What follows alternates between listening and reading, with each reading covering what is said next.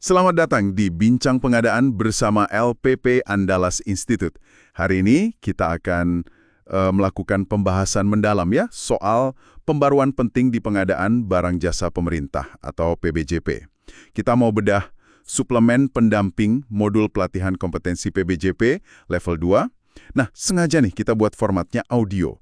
Jadi Anda bisa tetap dengerin sambil mungkin nyetir pulang kantor atau pas lagi santai. Sumbernya ini materi ajar resmi, update Juni 2025, dari Pusat Pelatihan SDM PBJ, Lembaga Kebijakan Pengadaan Barang Jasa Pemerintah. Pastikan tidak salah ya, LKPP. Betul, ini penting banget karena isinya penyesuaian materi pelatihan biar sejalan sama peraturan presiden yang baru, Perpres nomor 46 tahun 2025. Ya, ini kan perubahan kedua ya atas Perpres 19 tahun 2018. Nah, misi kita hari ini apa? Kita mau coba urai poin-poin kunci penyesuaian dalam pengelolaan kontrak PBJP level 2. Biar Anda yang berkecimpung di sini paham dampaknya. Mari kita mulai ya. Oke, kita awali dari bab 2 dulu. Ini soal pengadaan langsung sama jenis kontraknya. Ada perubahan soal batas nilai surat perintah kerja, SPK. Misalnya nih, buat pekerjaan konstruksi, SPK sekarang bisa sampai 400 juta rupiah. Terus barang jasa lainnya itu antara 50 juta sampai 200 juta. Kalau jasa konsultansi, paling tinggi 100 juta. Apa nih artinya angka-angka baru ini? Iya, penyesuaian nilai ini kayaknya sih satu buat respons kondisi ekonomi sekarang dan juga mungkin tujuannya menyederhanakan proses ya buat pengadaan yang nilainya segitu. Skala kecil menengah lah. Tapi yang lebih fundamental mungkin ya ini ada kaitannya juga dengan pembaruan pilihan jenis kontrak itu di pasal 27 Perpres 4 2025. Nah, iya betul. Jenis kontraknya jadi lebih banyak pilihannya sekarang. Ada opsi yang disebutin eksplisit, kayak kontrak payung. Yang itu kan buat pemesanan berulang ya. Betul, dalam periode tertentu. Sama, ada kontrak berbasis kinerja. Ini fokusnya ke hasil atau output ya? Iya, ke hasil. Buat konstruksi sama pekerjaan terintegrasi, malah ada tambahan modifikasi putar kunci. Itu yang penyedia ngerjain desain plus konstruksi sampai siap pakai kan? Tepat, itu semua intinya memberikan fleksibilitas yang lebih besar. Jauh lebih besar buat PPK, pejabat pembuat komitmen. Jadi PPK punya, gimana ya, alat yang lebih beragam gitu buat ngesuaiin skema kontrak sama kebutuhan proyeknya, kompleksitasnya gimana. Jadi lebih custom ya. Bisa dibilang gitu, kayak kontrak berbasis kinerja tadi, itu kan mendorong akuntabilitas ke hasil akhir ya. Oh ya, ada lagi yang penting soal jaminan pelaksanaan. Di pasal 33 ayat 2. Oh ya, gimana tuh? Sekarang itu nggak wajib buat jasa lainnya, kalau aset penyedianya udah dikuasai pengguna. Oh gitu. Jadi bisa lebih ringan ya buat penyedia di kondisi tertentu. Iya, bisa mengurangi beban administratif mereka. Oke, menarik. Nah, ini kan pas awal ya, kontrak disepakati. Terus gimana kalau di tengah jalan ada perubahan kondisi? Masuk ke bab 3 nih, pengendalian kontrak.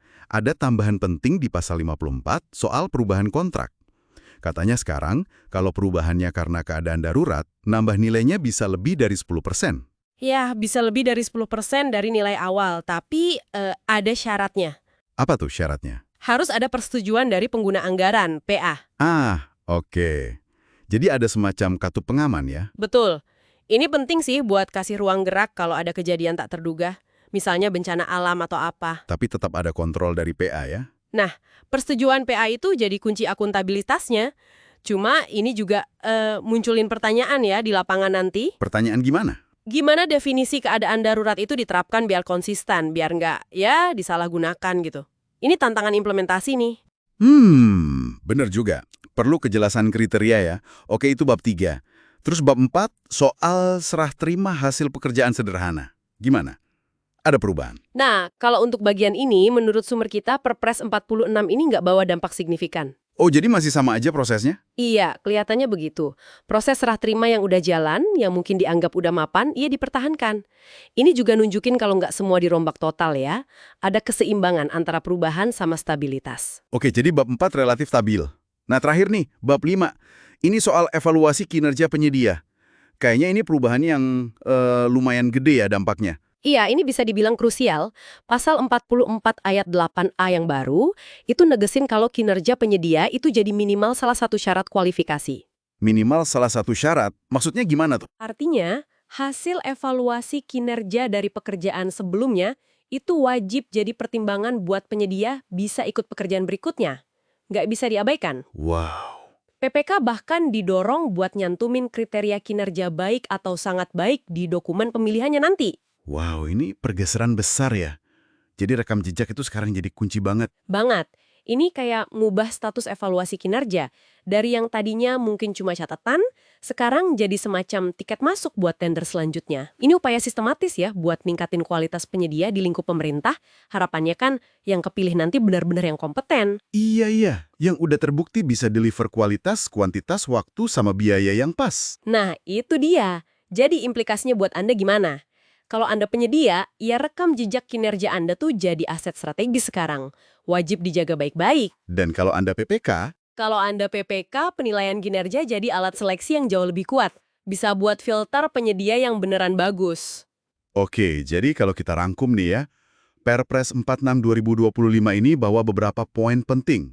Penyesuaian nilai SPK, terus pilihan jenis kontrak lebih banyak buat fleksibilitas. Betul. Aturan jaminan pelaksanaan buat jasa tertentu dilonggarkan sedikit.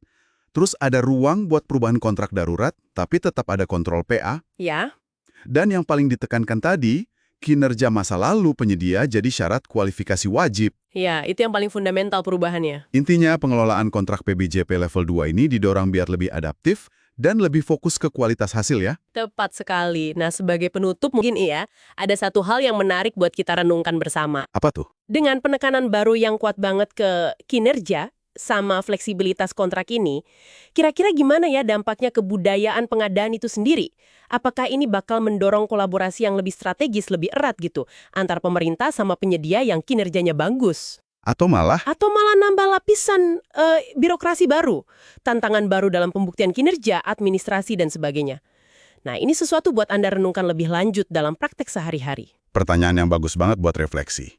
Oke, terima kasih banyak sudah menyimak pembahasan mendalam kita kali ini di Bincang Pengadaan. Sampai jumpa di kesempatan berikutnya.